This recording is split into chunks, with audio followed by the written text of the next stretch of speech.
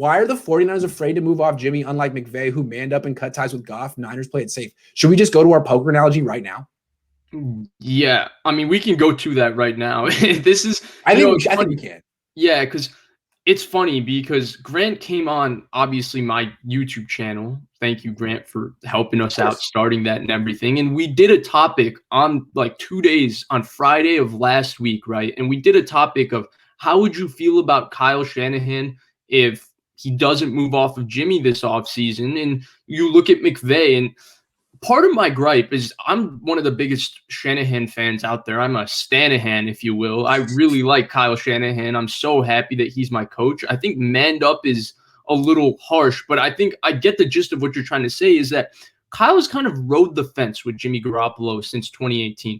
The reason Jimmy Garoppolo is such a topic of conversation, not just with Grant, not just with anybody, any national reporter when it comes to the 49ers, is because they always get this feeling that, well, the 49ers got his contract organized in a way that they can move off of him, and Kyle Shanahan has his reservations. They get that feel from him. And yet Kyle Shanahan has had opportunities to move off of him, and he's yet to take them, and he's kind of rode the fence that way. Well, when you look at they McVay, won't extend him, they won't move off of him. He's very expensive. It doesn't make sense.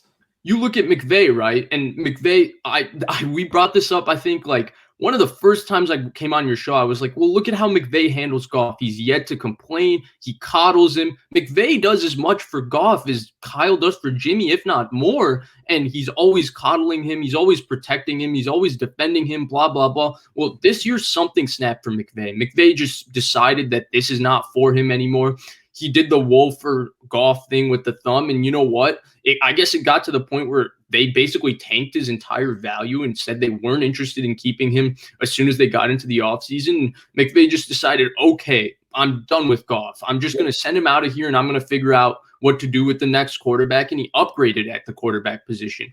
And so when you look at something like that, it's not that I have anything away. I take anything away from Kyle, but I do really respect Sean McVay's kind of, okay, this didn't work. This is not working for me. I'm not going to keep trying to make it work. I'm going to move off of him. It's like something I wish Kyle Shanahan did with Dante Pettis, you know? Sure. Dante Pettis, it didn't work. Why embarrass Dante Pettis by sitting him during the Super Bowl? Why embarrass Dante Pettis by having him have a pretty good game week 1, and then week 2, he doesn't play a snap, and week 3 is inactive? Why do those things to him? Why not just cut him, move on? It doesn't matter if Dante Pettis is successful somewhere else. It's about whether skip the doghouse. The doghouse is irrelevant. Skip that. If you don't like him, move on, dude. That's the New England Patriot philosophy, right? Bill Belichick could care less if a player has success away from him, if that player is not fitting what he wants him to fit. And so for that, I respect Sean McVay and for having the conviction. But the thing about I respect McVay too, but he hasn't won the big one either. And it's fair to at least poke fun a little bit in his method. Now, he didn't trade up for Jared Goff. That was Les Snead. That's his right-hand guy. That's the GM there. They traded 6 picks to move up from 15 to 1 to get Goff.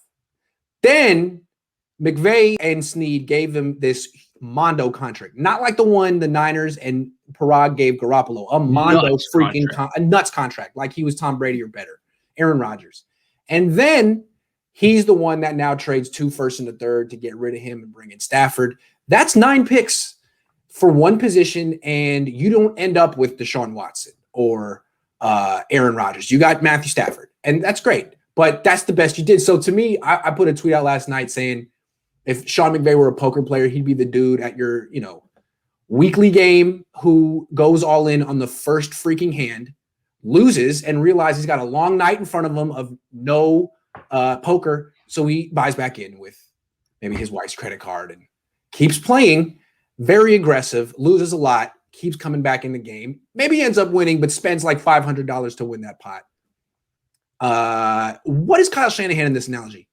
Yeah, so I saw this analogy last night, and we're going to get into McVay and Les Snead a lot more because what they've done with the Rams is just totally unorthodox. But to go with the poker analogy, right? I saw this last night and I called Grant when we spoke this morning or this afternoon before the show. I was like, I really like that analogy, but I looked at it a little differently. So I looked at McVay and Snead as the people at the poker game. Anytime they have a semi-decent hand, they push their chips to the table and go all in. And if it doesn't work, they just buy back into the game. And anytime they have a semi-decent hand, they go all in again. It's risk it, biscuit.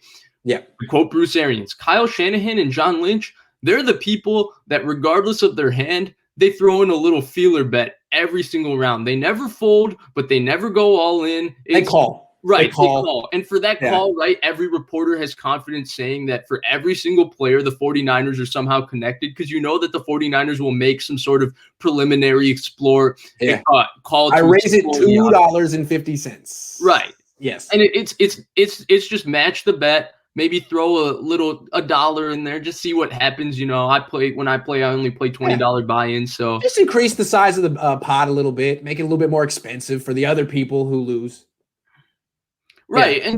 And you know, it's not to say like they've had, I guess, similar amount of success from the standpoint that they haven't won a Super Bowl, though I would argue that the 4 winning seasons McVay has had thus far are phenomenal, and Kyle has had quarterback injuries and other injuries that have kind of hurt him from that standpoint, but he's only had the 1 winning season that he went to the Super Bowl.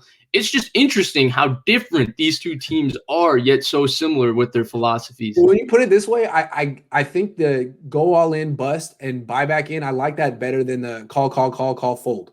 Call, fold. I gotta say, I like the other way better now that you put it. But it's like they go all in like on 40% of their hands. It's like, oh, there he goes again. He's all in. Guys, they're all in. He's got pocket sevens.